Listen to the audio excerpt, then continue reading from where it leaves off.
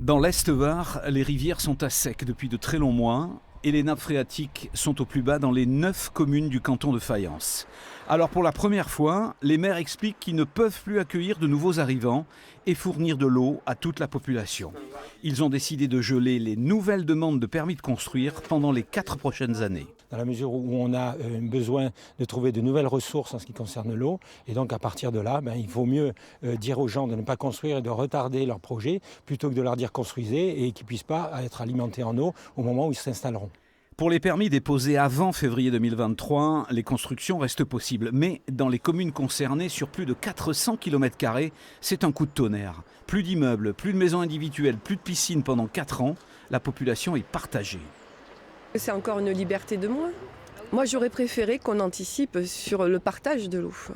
Peut-être que si on consommait autrement, on pourrait vivre mieux et à plus nombreux. Je pense que pour les logements sociaux, c'est dommage, vraiment.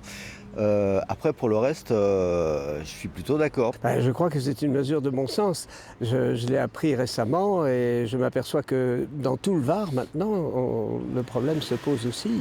Omerta totale du côté des agences immobilières qui n'ont pas voulu répondre à nos questions comme certains constructeurs. D'ailleurs, le sujet est très sensible, beaucoup d'argent en jeu, beaucoup d'emplois aussi.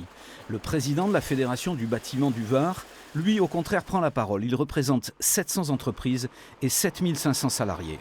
Là maintenant c'est carrément un arrêt des permis, quoi. Ça va être dramatique pour le BTP. Et pour l'emploi, vous avez peur? Pour l'emploi, pour le BTP, pour tout le monde, pour tous nos gars qui sont là et qui demandent qu'une chose, c'est à travailler.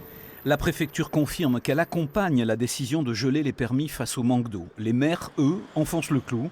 Ils vont avertir prochainement tous les loueurs de villas pour les touristes de l'été. Les piscines ne pourront probablement pas être remplies.